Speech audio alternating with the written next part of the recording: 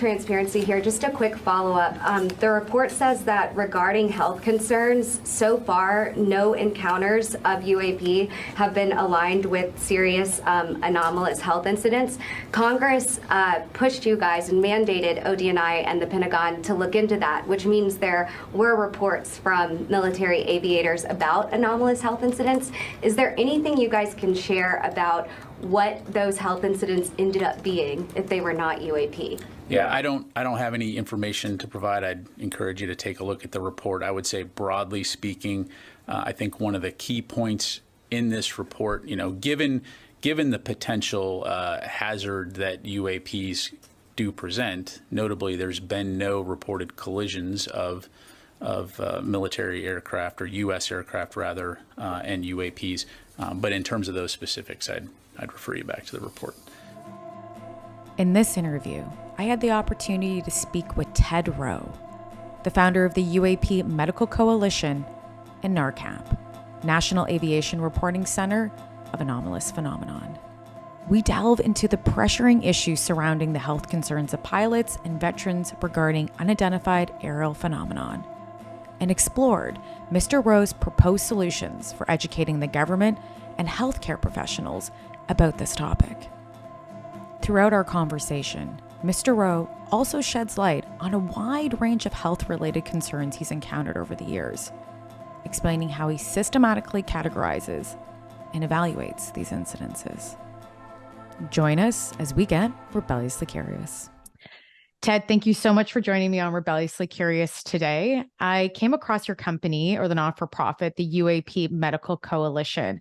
And I've always kind of I've always wanted to have a conversation with someone about the medical aspect or health sides or side effects when it comes to anything UAP related. So thank you for joining me today. Very happy to be here. Can you tell me a little bit about what is the UAP Medical Coalition and what your goal is there? Well, our mission statement is to inform the mental health and medical professionals about UAP exposures, and encourage research and improve patient care.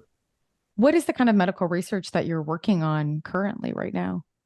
Well, our job really is to inform the professionals about this subject so that they can bring their skill set to bear on it, have their debates, write their journal articles. But if they have a client that comes and presents to them that they've been exposed to UAP, we have a lot of resources for them to look at on the net to find out, what this may or may not be about, and bring deeper insight into their inquiry with their client. So you're looking at medical for professionals, right, that you're working with?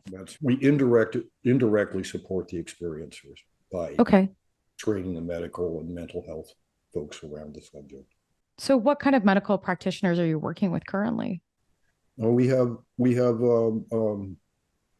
PhD psychologists, we have sociologists, we have mental health professionals of other types, and it's all consensus work. Everybody's kind of coming together and looking at what they understand about their profession already, and then seeing how that would apply to topics related to UAP exposures. So for sure. We've been having these conversations for a little bit, and as somebody who's got exposures myself, watching them has actually been a little cathartic for me, seeing professionals talking about how they should deal with this, which is probably the most important aspect coming out of these revelations out of Washington in the last few weeks. Oh, for sure. And I would love to, if you want to dive in maybe a little bit about your experiences that you had that brought you to create this coalition. Well, my background, it started with having UAP exposures as a kid. I was 5 years old the first time I encountered one of these things, and I've had a few of them over my lifetime. And in 1999, I had a pretty dramatic one. It made me kind of sick. I had real problems coping with it. And on a whim, I wrote a short note to the PR office at Ames Research Center. And Dr. Richard Haynes got back to me rather quickly. He's a kind of an icon in the field. And within a year, I was running his program at NARCAP, which is the National Aviation Reporting Center on Anomalous Phenomena. And it's a data collection program for pilot reporting. And it was the only one in the country that was looking at aviation safety. And so I did that until, well, solely I did that until 2021 when the ODNI report came out in June of 2021. They, along with the reality of UAP, they cited three concerns: national security, aviation safety, and stigma, which was inhibiting engagement of the subject by serious academics and professionals. So about a week after the ODNI report came out, I got a call from the American Institute of Aeronautics and Astronautics asking me to share our findings at NARCAP at their summer conference. So I did that. And then they called me back and invited me to join a program design team to set up a UAP, what they call an integration and outreach committee at AIAA. And of course, they have a long history in the UAP matter, the UFO matter. So it was a privilege to do that. I'm a founding member on the steering committee and involved with various aspects of running that program even today. So while I was working with my scientists, I have all these aeronautical scientists and engineers around me, and they're very interested in how these things do what they do, because that goes to proving that they exist, and it goes to kind of defining new ideas in physics and sort of thing.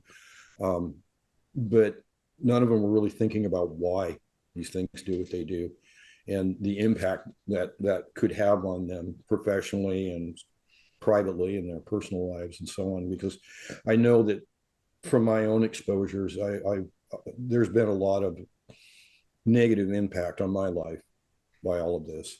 Frankly, I'd rather be doing anything other than what I'm doing now. But it was out of that concern and the timing of the conversation in Congress and in the general UAP research environment, it seemed like the right idea to get a program together aimed at mental health and medical professionals. So I did that. So I'm working with the three programs: NARCAP, the AIAA program, and then this project, UAP Medical Coalition. It's all for the same reasons, which is to help reduce the societal impact of this information. For sure. You know, everyone's using the word ontological shock right now. It's such a buzzword, especially in the UFO community, but it's really great that we're actually speaking about that, right? Because I think it's really important. And it's something that Congress is going to have to touch on at some point. Brandy is a writer, I'm forgetting her last name, a wonderful journalist at NextGov, who actually asked a question. I believe, I forget what, it wasn't a hearing, but she asked a question and was speaking about the medical aspects of this and how important it was, because it hasn't really come forward, even though the government has so much information about the physical effects when it comes to UAP related experiences. And we'll get a little bit into that. Before we get into it, I'd like to know like a spectrum of these experiences and outcomes, like, you know, stating from potentially maybe mental health all the way down to the physical aspects. Can you speak a little bit? And I know sometimes there's obviously confidentiality that goes into these things with clients, but can we speak about a spectrum of things that you've experienced or heard from other people? Yeah. That you've been collecting yourself. Yeah. Yeah, sure. In generalities, we can do that. And for sure. We can start on the mental health side, and we can go down through PTSD, hypervigilance, sleep disorders, and things related to trauma, trauma of various kinds. There's a thing called complex PTSD, which, so the trauma of an exposure to UAP can also be related to other experiences you've had in your life, so that it gets tangled. There are other issues which involve people who are truly not well mentally, who actually have UAP exposures, and how do we take care of them, you know? And then there's the other side of it with people who have not had UAP exposures, but are using it as a cover for some other type of dis-ease that they're experiencing. So they're hiding kind of behind the UAP mythology but they're not actually experiencing it. So this is why we need to bring the mental health community in on this and have them look into this deeply and try to understand what's at work here, because based on what the government is telling us, we've got 70 years of UAP exposures, and it's a rational conclusion to figure that we have 70 years of mental health issues related to them.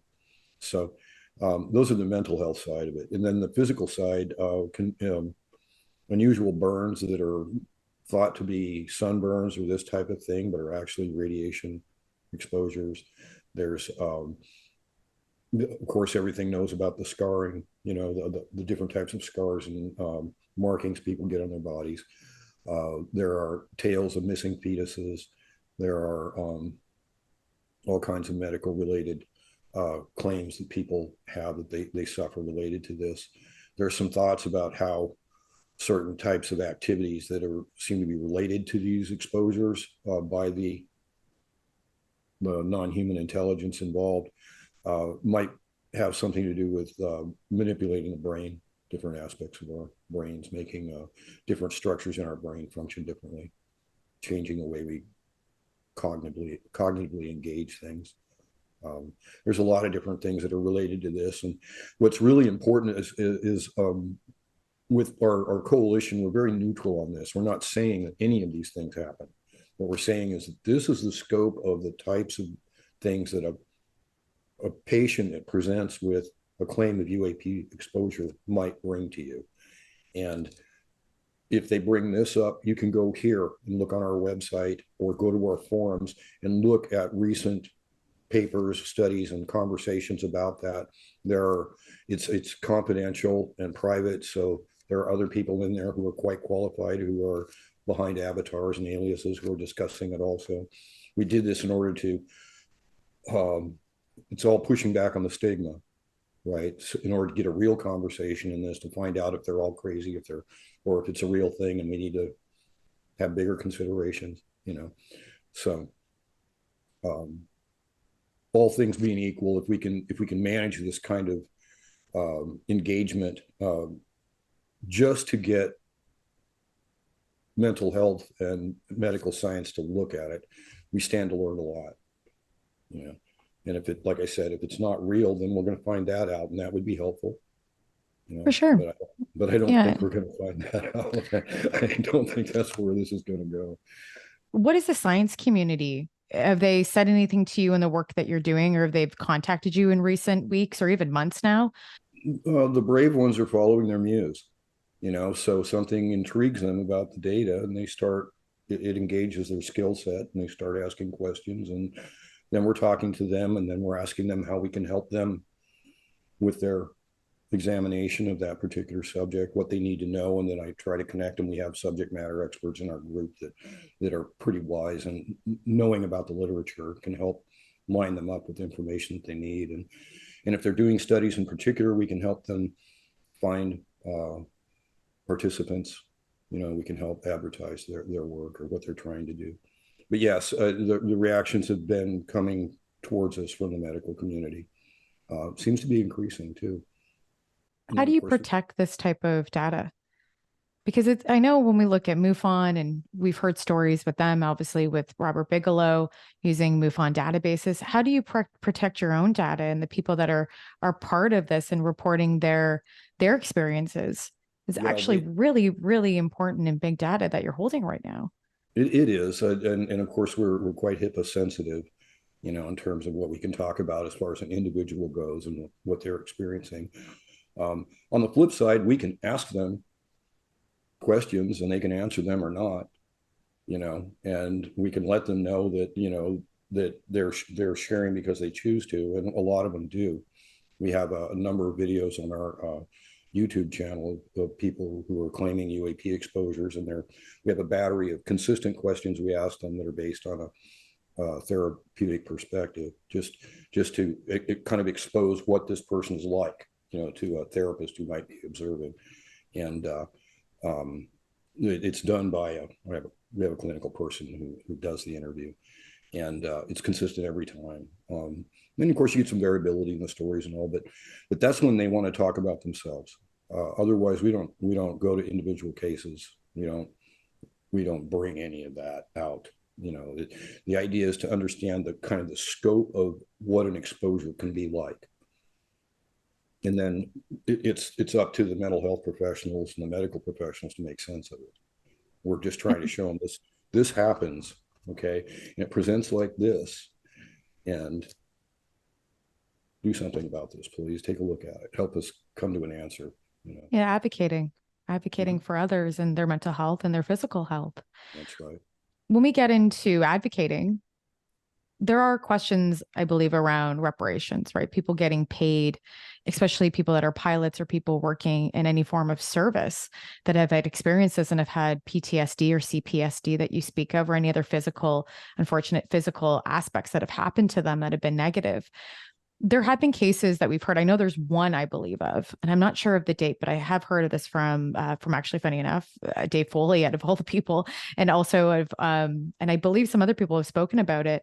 But Dave actually talks about on one of my podcasts with me about someone that had reparations and was paid out by an insurance company after them being able to say that they had a UAP, a negative UAP exposure. Do you know anything of that? And are there any other cases that have happened in recent years that you've been familiar with that speaks to potentially getting paid out reparations or some form of insurance claim based on that? Well, this is the issue. Societal reaction to this includes legal examinations, and liability examinations and accountability. All of this is part of this conversation, and I'm aware of that particular case, and we consider that, a good thing, in the extent that somebody is being protected now that wasn't being before. And the idea for the future would be to advocate for example, veterans who are under non-disclosure type agreements where they can't talk about what they've been through or how they came to be exposed to these things, who carry trauma related to it. And I have therapists in my group who are in that position of trying to minister to these people and not, and having a real minefield to walk around in. And that's one example of how it can be. Another affected subgroup is law enforcement. And when they come upon somebody who is having what you think is a mental health episode, but they're breaking down after an exposure. And I personally can attest to how disruptive these things can be to your life, and your stability. If I wasn't doing this work, I'd probably be going nuts, but at least I feel here I'm applying myself. So law enforcement have to deal with that. And then they also have to deal with their own exposure to the phenomenon and how they react to that, what they put in their police reports, how is that processed through how do you disarm the stigma through the police forces? And eventually the other side of it is how do they handle the reporting so that they can dock with the government with the DOD's new reporting structures that are coming out. So kind of like the recommendations I helped to write for how to deal with commercial and civil aviation reports. You actually break those down for us. What were those recommendations? Basically it was to get into a single channel reporting through the FAA, get the FAA to reverse their instructions from the FAR AIM manual, because they instruct pilots not to even make a report for UFOs. They tell them if they want to make a report, they can go to a civilian reporting center like mine. But so there's a stigma there that's a brick wall. And during the last congressional hearing, there's a representative from the FAA who stood up there and said, we don't have any problem with stigma. We're not causing any issues with all of that. And I absolutely guarantee you they are. I've been studying it for 2 decades. And so that first recommendation is to get that manual cleaned up and then to open the reporting channel through FAA to the Aviation Safety Reporting System, which is a confidential reporting system, but it's transparent. And then there's a solid chain of custody from the pilot through the government to the bin there. And then it's transparent so that researchers and the public can see what that's about.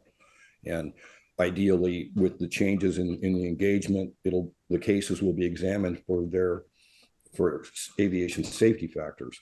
which was the whole issue of why we started NARCAP to begin with back in 1999, was that we had many examples of aviation safety being compromised during UAP encounters with aircraft, and the system didn't do anything with it. All that data left the aviation system without review for safety issues. So we advocated for that for quite some time, and now here we are on the other side of the conversation.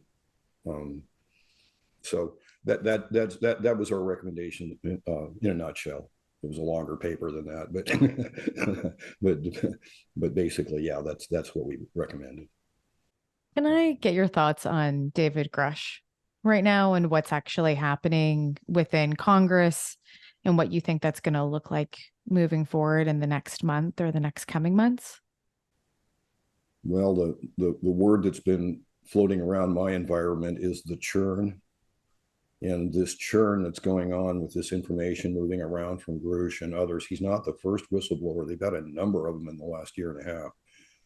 He's just kind of the one that caught the attention of everybody at this point. He said what he said under oath, and now we got to prove his allegation, whether it's true or not. And there's arguments about whether Aero has the capacity to get that answer or not, or whether it has the will. The AIAA finds itself in a position that, because we're from on the civilian side, actually having to kind of lean forward, towards the government and kind of push to say, hey, we need this advocacy handled this way. And that's just with the aviation side of things. If you look at Aero's plan, it's comprehensive, and it's international in scope. And to give you an idea of what that means, I spoke. CNES has a UAP investigation team, the French space agency, and it's called DPEN. And I was invited to present there last October in Toulouse to their group, and it felt like 2010. I felt that same kind of that dream, like when you're trying to run in a dream and you're like up to your neck in water or something, you just can't move, that's what it felt like. And then the very next day, unbeknownst to anybody in the planning department, NASA showed up and wanted to present. Oh, wow. Yeah. And all of a sudden I became less feral to the French over there. But what we're seeing is a transition. There's a big change, a big sea change in all of this. And where it's going to go, it's not going to end in the next 6 months. It's going to be a churn like this for a while, because they have to authorize going after this data and telling the intelligence community and government contractors that if they know about it, they need to appear front and center, and explain it.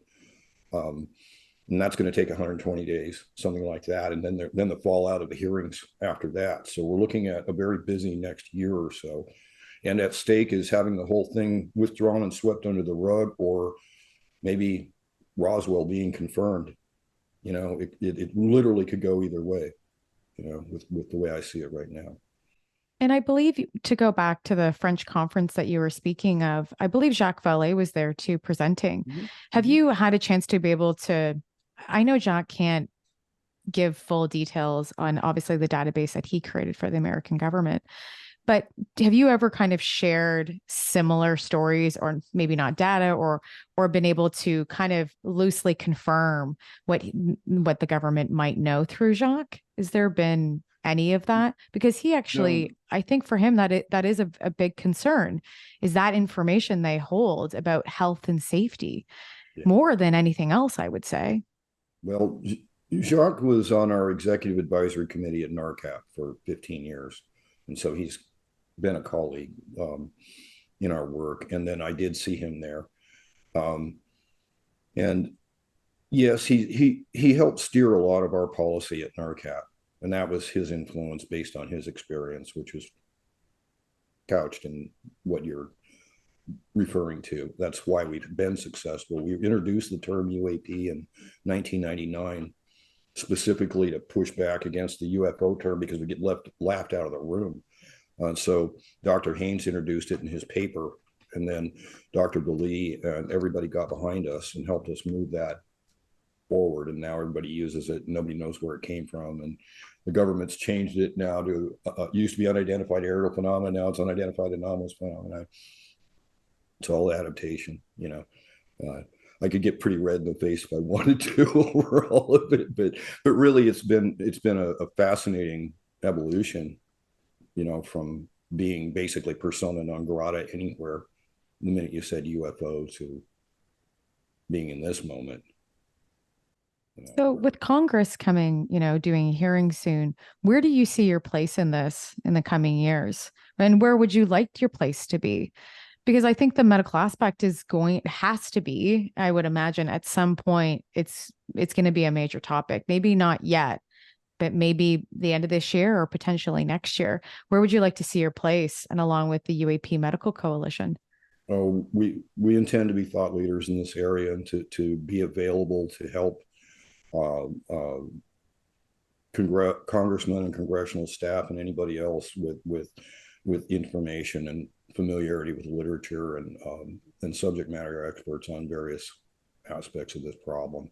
You know, we intend to be available for that. I intend to have people in the room at the next hearings. You know, we're moving with policy in that area. There's, like I mentioned, the issue of veterans and government employees. We had an example might be the Havana syndrome, Right. where anomalous health impacts. You know, so um, uh, the conversation is going to increase. I mean, if we've got 70 years, if we admit to 70 years of observations and incidents involving UAP, then we pretty much have to accept 70 years of mental health and physical effects from those consequences from those encounters. You know, and we have them. The literature is replete with them. They're everywhere, and they're either physical or they're psychological. And it doesn't take a lot of brain work to sit back and look at how does this affect my culture, how does this affect somebody else's culture, how does this affect the planet, you know, what is the right thing to do in this moment. You know, right now we have two of the big five, you know, the voting members of the UN Security Council with active public UAP research programs. I heard recently that the Russians have something engaged, and I just don't know enough about it. And with the current geopolitical situation, it's hard to get current information. But I'm seeing things change in Europe. I'm seeing things change in other areas in the world. Japan had a big conference here 2 weeks ago Right. with some pretty good straight-faced presentation. You got to be conservative with this material. You really don't want to go out there with even with your suspicions. You know, kind of just stick with the reality of the phenomena and the fact that we haven't really given this the fair thought that it needs. We've been too busy laughing about it, and time to change that. I agree. And we also have a spectrum of ideas right now, especially in the health concerns and safety concerns from David Grush's comment about people dying, and humans being affected by this and the outcome being death. And then we, look at all the way from to potentially just, obviously seeing something and then having trauma that comes from it. That's right. So what are you hearing around the world then? If there are these tons of other countries are having these conversations, have you spoken to Japan or anyone else about maybe their medical related incidences? Well, we're gaining international interest, and it's growing in that area, but it's new. A lot of these, a lot. I do the outreach, international outreach for the AIAA program. Okay, so I'm setting up with having to deal with international developments around this subject, primarily aviation oriented, but I need to have an awareness of everything that's going on. Who's doing research that's of merit, you know, well, what initiatives are underway in different countries, how they're talking about it, how they seem to feel about it, who the proper advocates are, who the ones are to avoid, this kind of thing. And from that, I knew when I set this up to begin with that I was a little ahead of the curve.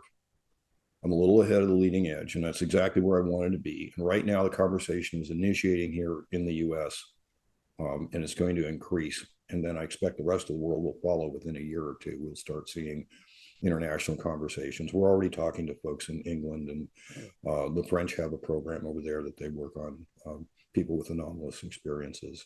And there's some other studies underway and organizations that work on those areas. IONS, for example, Institute for Noetic Sciences does some work in this area. So it's all about finding consensus amongst these groups and bringing more in, more good minds. We don't have enough of that going on right now. Well, and hopefully this becomes the United Nations conversation again. I know from so many years it's been brought up. And then last year it was a really big conversation, and the year before. And then obviously prior years, about a decade or so before that, it was as well. So hopefully this will become a United Nations thing, because it needs to be at some point in time. Well, with that said, no, I'll let you say your thought. no, I'm sorry, I didn't mean to interject, other than there is an initiative in the United Nations right now, Project Titan, it's called. And it's basically a plan to just hold a conference every year and allow for presentation or testimony to the General Assembly. Is that the San Marino conference? Yeah, right. Yeah, right. ICER is the acronym of the group that's kind of behind it all. It's an Italian group. But that hasn't pushed through yet, though, I believe. I got a hunch it's going to go. I hope so. In my opinion, it'll probably go. Of course, we have other avenues to go through with the aviation angle in the UN, so we don't have to necessarily go directly at the General Assembly to be influential and to raise this issue. Dr. Haynes and I decided years and years ago that if we could influence the aviation system, we could influence the world. We knew our pilots were having these exposures. We knew that these incidents were occurring. I personally had personal experience seeing these things, so I had conviction from personal experience. And then the world started taking it seriously. So now we're in a different time, and a lot of the world is not caught up yet. It's a slow process, but sure. I expect it will get there. And that ICAO is probably our best avenue as far as the aviation side goes, because that's the UN International Civil Aviation Organization, and they oversee 193 of 195 countries on the planet in their aviation systems, providing safety, guidance, and standardization of aviation practices. So, yeah. Have you spoken to any elected officials in recent weeks or months about the UAP coalition? And what was their thoughts, if you have? Well, yes, but it's all kind of off record, and it's not directly with them, it's with staff. But it's letting people know that we exist, and that and they're interested. They're very interested, because there's a human impact on all of this. I've been getting emails in the last 2 months, and particularly since Grush came, I had one email that was kind of poignant. The person says, they're real, they're here, what are they going to do to us? And that's a direct reaction to what they saw in the media that came out of Washington, D.C. And if one person sent that to me, how many are feeling it? And this is the whole thing I'm trying to mitigate. I'm trying to get something in place that's going to help these folks. I can't tell them it's a good situation. It might be a nightmare. Very well could be. Even in the best case scenario, exposure to a non-human intelligence could be catastrophic. In a lot of ways, things can go bad, and then there's, just because they don't assault us directly militarily doesn't mean that we're safe. All these stories about people being taken in the night and everything, you got to wonder. So the bottom line is that this has a real impact on society, and leadership needs to understand it and engage it in a way that's responsible and protects our population. And it's one of these things where I know we all want freedom, and we all believe we have a right to know everything that we believe we have a right to know. But some types of knowledge are caustic. They have an eroding effect on our society, in the sense that some would like to make that argument about ethnic issues or racial issues or this kind of thing, which is pure nonsense. But the kind of effect I'm thinking about involves being exposed to something in an oppressive environment and wanting to maintain your society and keep your society intact. How do you do that? The first thing is not to admit it's there. Don't give it influence over your society in any way that you can manage that. And this is just me thinking, but and in that situation, you want to share a lot of information about these things. Then on the Well, flip the question side, is how much do they know too? that's right. And we don't really know if obviously we know that Congress doesn't know a lot, but there is obviously now we're hearing that there's a group within the government that does know more. So it's the question is who knows more and what do they know?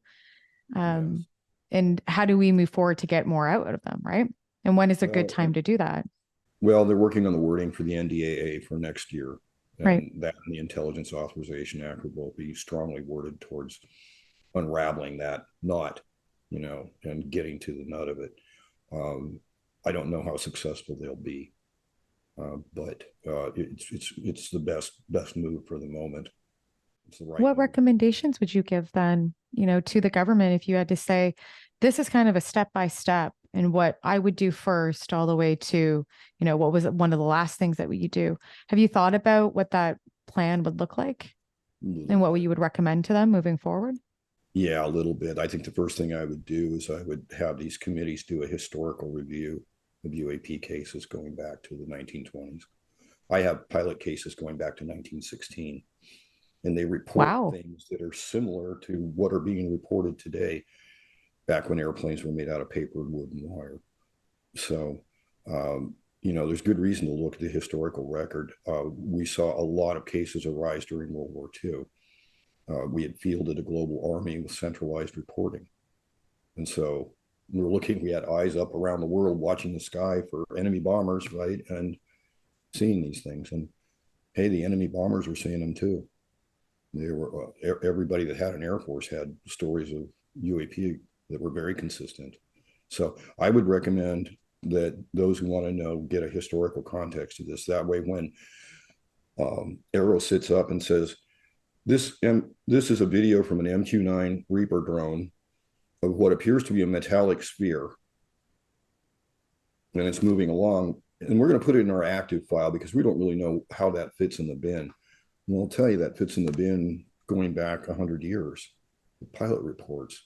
Okay, so who's been flying enclosed metallic appearing spheres with great dynamic flight patterns, for the last 100 years globally?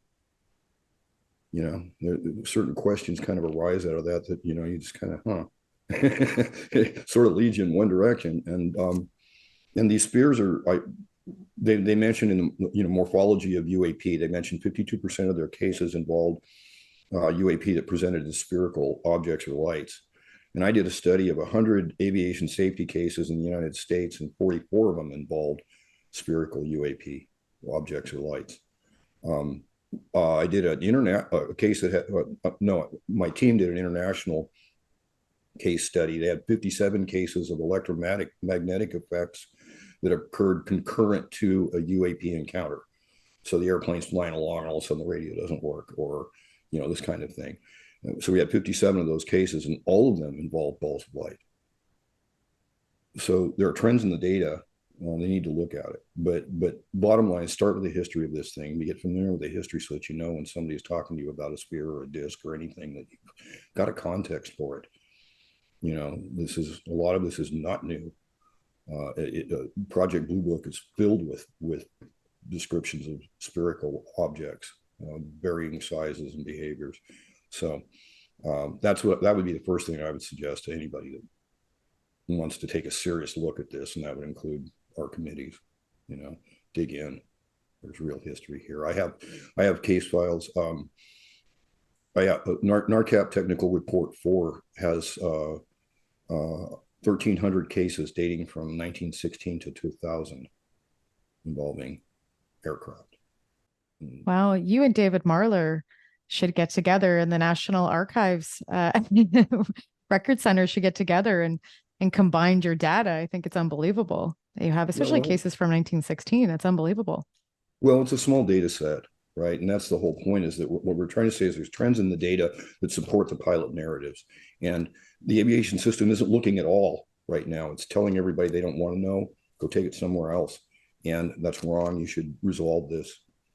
And that they've been kind of forced to that by external developments. Yeah, and you have this classification that I'm hearing from, what it looks like, how they operate, and then health related issues. what is the vetting system for all of them, I would say? And probably this would be more directed towards health concerns, but what does your vetting system look like? Take it all, take all the data, throw it at the wall, see what repeats, and then start looking at that to see if there's something there. And I did it with aviation cases and was able to get quite a first level breakdown on UAP and how they relate to pilots, and was able to give safety advisories, which are part of the conversation with the medical program is safety. I was able to prepare all of that simply by an analysis of historical cases, looking at the information that repeated.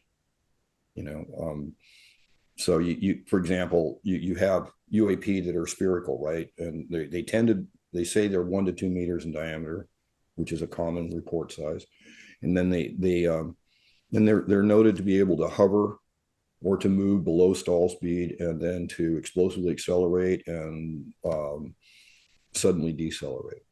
And so you look at this and you go, okay, it doesn't have any thrust ports, doesn't have any lifting bodies. It's not using propulsive thrust and aerodynamic lift to move itself through the air. Okay, so what is happening here? The assumption is this is heavier than air. Okay, so how is it interacting with its environment in order to be able to have this effect? They say they move non-inertially. Well, when things have wings, they fly around a curve, right? It's just the nature of the physics of how an airplane moves. It will fly around the curve. The sphere does a angular turn. It's not flying. It isn't using lift to stay in the air, so it does an angular turn. It's not subject to influence by changes in velocity or heading. So it doesn't experience inertia the way our aircraft do. So this gives us clues in terms of how to start breaking these things down in terms of what they're about. And then you look at the colors, and the colors are, hey, they seem to be similar to the hues of ionizing atmospheric atoms. So hydrogen's probably orange, oxygen is probably whitish green, I would suppose. It kind of depends on the function, but you can go quite a ways looking at the data and seeing what repeats, and then you can start making observations that you can then ask questions about. Is this true? Are they emitting, on the frequencies of ionizing atoms? And then you can find that question. You can say, okay, well, hydrogen emits on what frequency, and can I get some kind of sensors around one of these orange jobs as it goes by, and see if we can hear it. Out of all of this data, is there one thing or a few things that you will look at and show to the American government and be like, this is a major concern?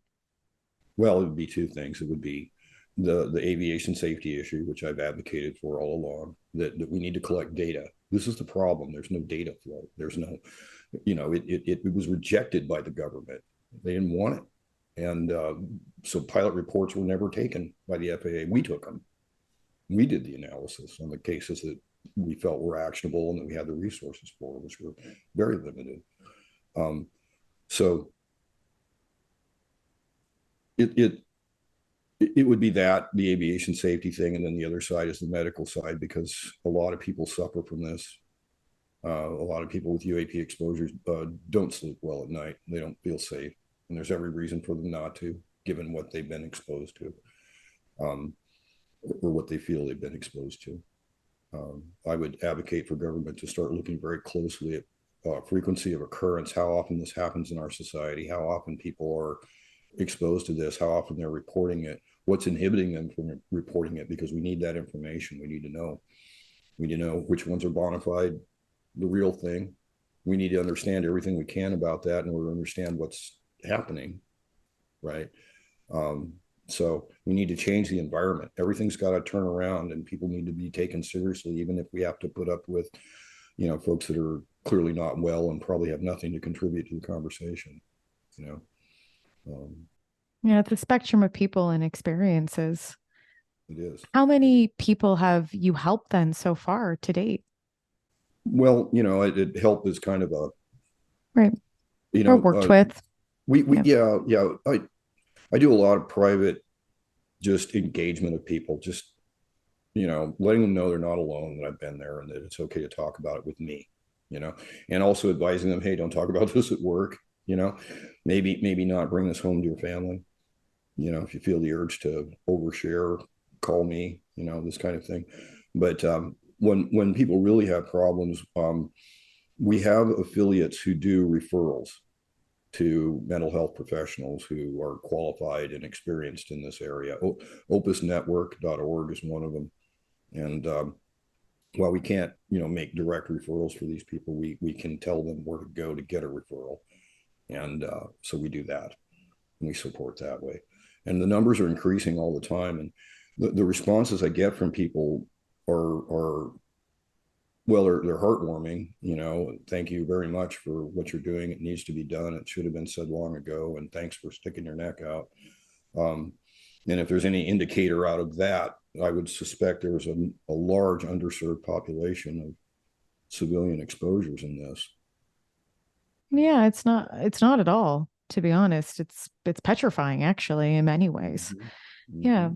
And also for you to take on that personal burden of people, you know, giving telling taking on the personal burden of people saying how they feel and their experiences is a lot. It's a lot for you, and it's a lot for other people to express themselves that way too. So I would imagine they're grateful for that. I that's been my experience. Ideally, we can get more professionals involved, and they can bring it into their areas of influence and study, and then come up with some real help and real answers, you know, without the stigma, you know. Who's the goal of the people that you'd want to collaborate or work with in the future? Who are you looking to? You know, if it's from Stanford all the way to Harvard, Yeah, other of course. academic institutions. Yeah. Of Who have course. you, you know, what would be your top 10, I guess these are not top 10, top two, top three. Well, I'd think like APA and AMA, you know, in terms of you know, professional societies that are related to this, and how they decide what papers are of merit and how they study and research this. I'd like to be able to meet their rules, get information about this in there, and get it published. Get them to look at either point papers, you know, that just kind of say, hey, there's a problem here. You know, kind of owe society to take a look at this, right down to specific papers about specific issues, you know. So yeah, I would say American Medical Association, American Psychiatric Association. I would say, well, the major academic universities, Harvard and Stanford, of course, and they're already moving on this a little bit. Um, uh, and there's more to that story, and more is coming all the time. There's sort of a social sanction arising that's allowing people to kind of, like I mentioned earlier, follow their muse, you know, based on their skill set, what interests them. You know, maybe they're a neuroscientist, you know, and they're interested in cognitive issues. And for some reason, a lot of people seem to report ESP. Well, how does that relate to trauma and cognition? You know, we know that trauma can restructure the brain. It can change genetic activity in the individual, and they literally think differently after traumas of certain kinds. So, For sure. um, It can so reprogram, but healing can right. also reprogram as well. Well, you know, when you think about it, and I mentioned this to my team, that like in combat, you'll have guys that survive who've been in intense environments with a preternatural sense of survival. They just know when to move, when not to be, when things are going to go down. You know, they're somewhere else. They're leading. And it's an ancient tradition. You look at like the Japanese martial arts or the Chinese martial arts. You see these. It's all about training your awareness up to a point to where you can engage reality in a different way. You know, and basically outthink your opponents and do it very quickly. Um, uh, and they actually have names for these mindsets, you know. So these are things that are trained in, like in Buddhist yogas, you know, that they learn how to do these things. So there's a history of humans adapting, particularly through stressful environments. A lot of that training is stressful. Like I know of a school in Japan that uses a bokken, wooden sword, and to train this guy in his 360 awareness, he's on his knees with his back to the guy, and either gets out of the way or he gets bonked. And surprisingly, they get out of the way, and their awareness is there for that. And the trauma of it, they only get hit once if they ever get hit. You know, it's just one of these things where you train your awareness. It's like knowing who's sending you a message on the phone. You hear the bleep and you already know who it is. Or before the bleep comes, you know it's coming.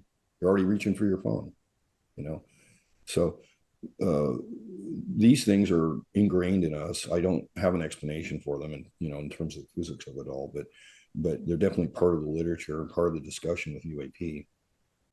For sure, they are. And also giving people the ability to understand too, because people that have never had a traumatic event to any degree where they are coping with CPSD or PTSD, along with then having a UAP experience on top of it that causes that trauma, maybe creating some form of document for people so that they can understand and they can relate and they can see or identify when somebody's going through these issues. Because I think that's a big part of it too, is feeling isolated.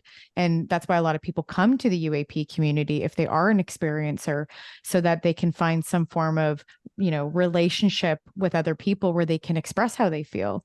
So maybe documents for other academic institutions or people that are coming to you so they can, be able to relate with people that are going through those negative experiences. Well, all of that is going on. We're doing all of those things. We're preparing documents. We're preparing advisory documents for experiencers, what to say and not to say to your doctor. Insist to get that burn checked for radiation. You got an anomalous sunburn related to a UAP exposure. You might want to get checked for radiation, not just for you, but the people around you. But your average guy right now presents, maybe a cop picks him up and he's talking about it, and he's got a big burn on the side of his face and he's incoherent and ends up in the ER room. And how do they treat him? Well, he said he saw a UFO. Let's sedate him and watch him for 3 days, but nobody's actually looking into what happened. And we saw a UFO, maybe we should check, do a radiation check, do a couple of other types of things, and just see if you don't have a badly traumatized individual with medical issues. Change policy just a little bit. Pause for a moment when you hear the word UAP or UFO. There's a reason we're paying attention to this right now. This is all the kind of policy issues we're trying to motivate through different channels in our society through our program. And we have other types of advisories, and we're writing congressional letters and all kinds of other stuff to help inform the system. I think that's fabulous. Yeah. And also, I think you're right. Looking at when you hear the word UAP, what does that mean? And having some kind of protocol when it comes to mental health, when it comes to physical experiences and negative outcomes, like how, having that protocol for people and medical and health practitioners is wonderful, rather than just kind of overlooking it. And I have a feeling that might take some time to get there, but I always say, hopefully when I'm old or older, then that stuff will be in place, right? And yourself and everyone else who's creating and advocating that is amazing, because you are way ahead of your time right now, which I think is wonderful. But at some point, it will be implemented. Yeah, I hope it is. Foundation in, now, and get the conversation at a point where it can be reacted to properly.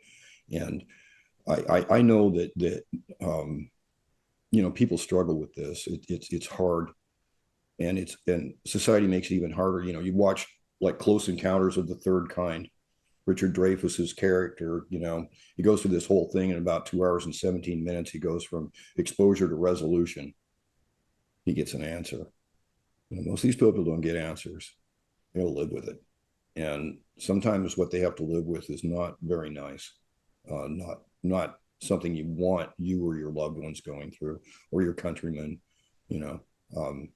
so we need to change this conversation and understand that if we're going to accept the reality of these observations, then there's another reality that comes with that, and that's the effect on you and me and our society.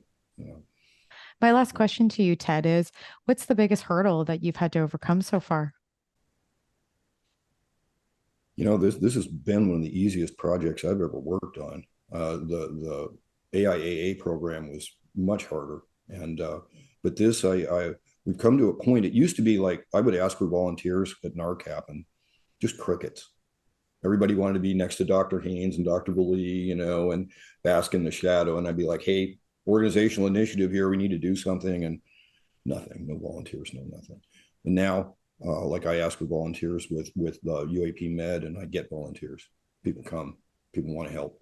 A lot of them have exposure themselves, and then I have a steady stream of mental health professionals coming towards me, wanting to understand more about it, and some want to participate, want to help us with the process, want to help with advocacy, want to help with different specialties that they have along with their degrees in psychology and psychiatry. So it's a very different world, and so as far as real hurdles go, the next one will be funding. You know, being able to pull in some money in order to handle travel and to handle some of our face-to-faces that we need to have with government and various institutions. But I don't anticipate a lot of trouble with that. I don't think that's going to be a hard thing to do once we decide that's what we want. So, That makes me happy to hear that. yeah, we're in a different time, and boy, I've seen the hard time. I had Phil Klass darken my doorstep once. The audience may not know who Philip Klass was, but he was like the premier debunker on UFO matter, and he was quite unreasonable and quite nasty about it. And to go from that to, hey Ted, what can you tell us about these things? We're trying to come up with a detection system, is that's quite a sea change, and a happy one. It's amazing. Awesome. Thank you, Ted. And I say to all my guests, thank you for being rebelliously curious with me today. That's a good word. Thank you.